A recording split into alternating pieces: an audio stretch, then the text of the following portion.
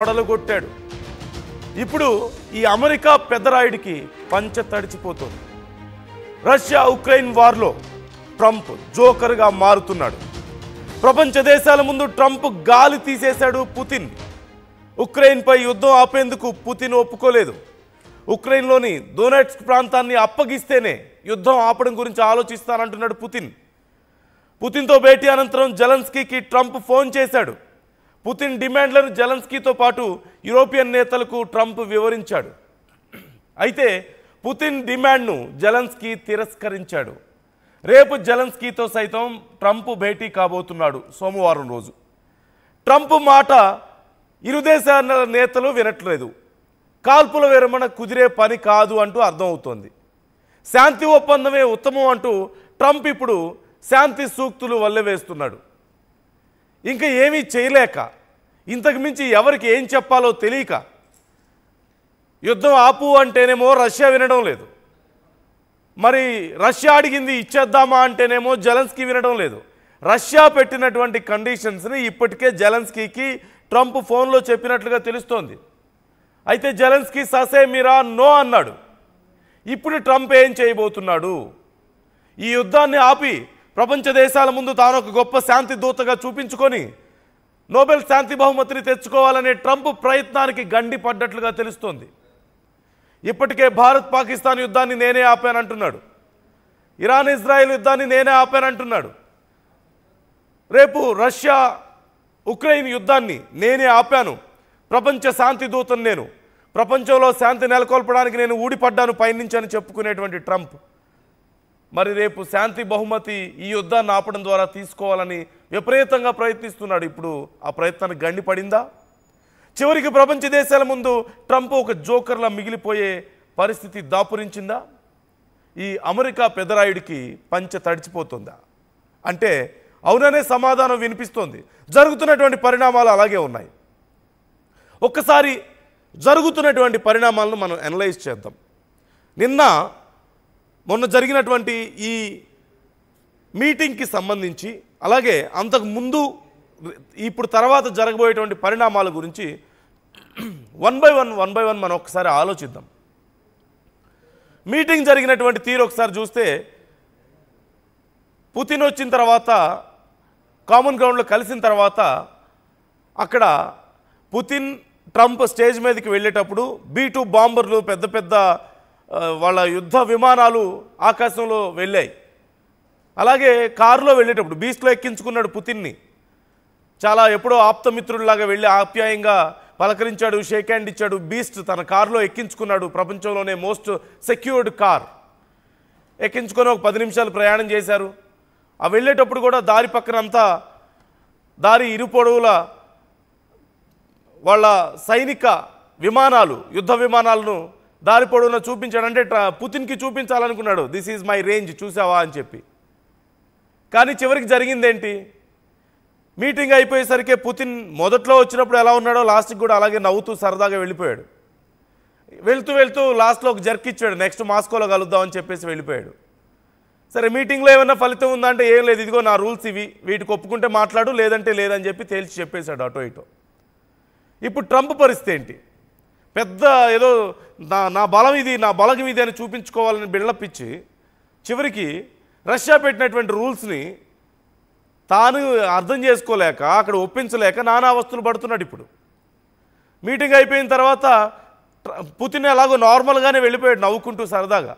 America media కూడా తీవ్రంగా ప్రయత్నించింది పుతిన్ మీద దాడి చేయడానికి. మాటలతో దాడి, ప్రశ్నలతో దాడి చేసే ప్రయత్నం చేసింది. కానీ పుతిన్ ఎక్కడా కూడా తొణకలేదు. చెప్పేవాటికి ఏదో ఒక సింగిల్ వర్డ్ సమాధానాలు చెప్పారు, మిగతా వాటికి ఆయన లైట్ తీసుకున్నాడు. మీ ఇష్టం, మీరు ఎన్ని అడుక్కున్నా నేనైతే ఇంతే అని చెప్పేసి ఆయన లైట్ తీసుకున్నాడు. లాస్ట్లో వెళ్ళేటప్పటికి ట్రంప్ ముఖం చూడొచ్చు, బేల ముఖం వేసుకొని, రక్తపు చుక్కలేదు ముఖంలో. ఏం చెప్పుకోవాలి ఇప్పుడు? నేను శాంతి చేకూర్చుతాను, శాంతి దూతను నేనని చెప్పుకునే ట్రంప్కి చివరికి ఈ మీటింగ్లో ఏం తేలిందంటే ఏమీ తేలలేదు. సరే, మీటింగ్ అయిపోయింది, నీరసంగా అలా బయటకు వచ్చాడు. ఈవినింగ్ వెళ్ళి జెలెన్స్కీకి ఫోన్ చేశాడు. మరి జెలెన్స్కీ ఇది పరిస్థితి, రష్యా మీ మీద యుద్ధాన్ని ఆపాలంటే, మీ మీద కాల్పులు ఆపాలంటే, దాడులు ఆపాలంటే ఇదిగో ఈ డొనెట్స్క్ అలాగే లుహాన్స్క్ ప్రాంతాలను ఇచ్చేయమంటుంది. అలాగే ఉక్రెయిన్లో రష్యా భాష మాట్లాడే వాళ్ళకి రక్షణ కల్పించాలంటుంది. మీరు యుద్ధాన్ని మీరు ఎక్కడి నుంచి సైన్యాన్ని తెచ్చుకోకూడదు, నాటోలో జాయిన్ అవ్వకూడదు అంటూ చెప్తుంది. ఒకవేళ ఆయుధాలు కొనుక్కోవాలంటే తమ పర్మిషన్ తీసుకోవాలని చెప్తోంది అంటూ వరుసగా కొన్ని విషయాలను చెప్పాడు. జెలెన్స్కీ నీకేమైనా పిచ్చా, అసలు నేను యుద్ధం చేస్తుందా వీటి కోసం కదా, ఇన్నేళ్ల నుంచి 2022 నుంచి యుద్ధం చేస్తుంది దేనికోసం, వీటి గురించే కదా, మా భూభాగాలను ఆక్రమించుకుంటుందని, లేదంటే మా మీద ఆధిపత్యం చెలాయిస్తుంది రష్యా అని, వీటి గురించే కదా మా సమస్య. అసలు వీటిని ఇప్పుడు ఆపేస్తే అసలు నేను చేసిన యుద్ధానికి ఏమైనా అర్థం ఉంటుందా అనే కోణంలో జెలెన్స్కీ మాట్లాడాడట. ఇప్పుడు ట్రంప్ పరిస్థితి ఏంటి? అక్కడ రష్యా వెందు, ఇక్కడ జెలెన్స్కీ వినడు. అసలు మధ్యలో ఎందుకు ఇన్వాల్వ్ అయ్యాడు? ఏం అవసరం వచ్చింది? ఒకప్పుడేమో నేనుంటే ప్రెసిడెంట్గా అసలు యుద్ధం జరిగేది కాదు అన్నాడు. నేను ప్రెసిడెంట్ అయిన 24 గంటల్లో యుద్ధాన్ని ఆపేస్తాను అన్నాడు.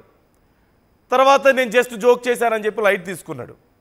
ఆ తర్వాత సరే యుద్ధాన్ని ఆపేవాళ్ళు ఎవరైనా ఏం చేయాలి? నిజంగా శాంతి కాముకులంటే ఏదైనా స్టాండ్ తీసుకుంటారా? ఇప్పుడు భారతదేశం ఉంది, ప్రపంచ దేశాల మధ్య యుద్ధం జరుగుతుంది, ఎవరిని సపోర్ట్ చేయదు, అలాగని ఎవరిని వ్యతిరేకించదు. ఎందుకు ఇవన్నీ మనకి లైట్ తీసుకోండి అని చెప్పే ప్రయత్నం చేస్తుంది. అది కదా చేయాల్సిన పని నిజంగా శాంతి కాముకులంటే. అలా కాకుండా అక్కడ ఇజ్రాయెల్ ఇరాన్ యుద్ధం జరుగుతుంటేనేమో ఇజ్రాయెల్కి బాంబులు సప్లై చేసి, ఇరాన్ మీద దాడి చేసి, ఇరాన్ని నష్టపరిచి, ఇరాన్ తిరిగి మళ్ళీ మేము దాడులు చేస్తామని బెదిరించే స్థాయికి తెచ్చుకున్నాడు. ఇండియా పాకిస్తాన్ యుద్ధం జరుగుతుంటే పాకిస్తాన్కి బాంబులు సప్లై చేసి, తుపాకులు సప్లై చేస్తాడు. ఇక్కడ రష్యాకి యుక్రెయిన్కి మధ్యలో యుద్ధం జరుగుతుంటే యుక్రెయిన్కి మళ్ళీ బాంబులు సప్లై చేసి, అంతా సప్లై చేసి, యుద్ధం జరిగేలా చేసి, రష్యాని బెదిరించి నీ సంగతి తేలుస్తా, నీకు 50 రోజులు టైం ఇస్తున్నా, ఆ తర్వాత నేను ఇంకా మామూలు మనిషిని కాదని చెప్పి బెదిరించి, ఇదే చేసే పని. యుద్ధాలు ఆపాలంటే బెదిరిస్తారా? యుద్ధాలు ఆపాలంటే ఆయుధాలు సప్లై చేయాలా?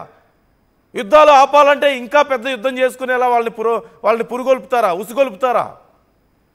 భారతదేశం ఏం చేస్తుంది? ఇది కదా నిజంగా శాంతి కాముకులు చేయాల్సిన పని.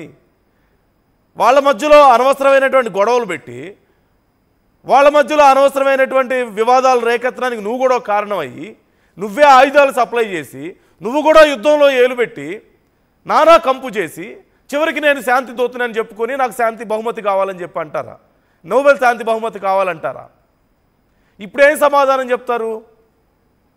అసలు యుద్ధంలో ఎందుకు వేలు పెట్టారు? అసలు ఎందుకు ఇప్పుడు నిజంగా ఉక్రెయిన్ వచ్చి నాకు ఆయుధాలు కావాలి అని చెప్పేసి అడిగినప్పుడు నీకు ఆయుధాలతో పనేంటి? నేను వెళ్ళి మాట్లాడతాను, మరి నేను పెదరాయుడిని కదా, నేను వెళ్ళి మాట్లాడతాను, నేను చెప్తే రష్యా వింటుందని చెప్పి రష్యాని పిలవాలి కదా. అది కాదు కదా చేసిన పని. ఉక్రెయిన్కి ఆయుధాలు ఇచ్చాడు, యుద్ధం ఇంకా పెరిగేలా చేశాడు. రష్యా మీద కోపంతో భారతదేశం మీద వచ్చి ట్యాక్సులు వేశాడు, టారిఫ్లు వేశాడు. ఎందుకు? ఏం సాధించాడు? చివరికి భారతదేశంతో ఉన్న రిలేషన్షిప్ దెబ్బతింటుంది. అంతకుమించి ఏమైనా జరిగిందా? రష్యాకి ఏమైనా నష్టం జరిగిందా? సరే భారతదేశాన్ని మాత్రం ఏమైనా చేయగలిగాడా?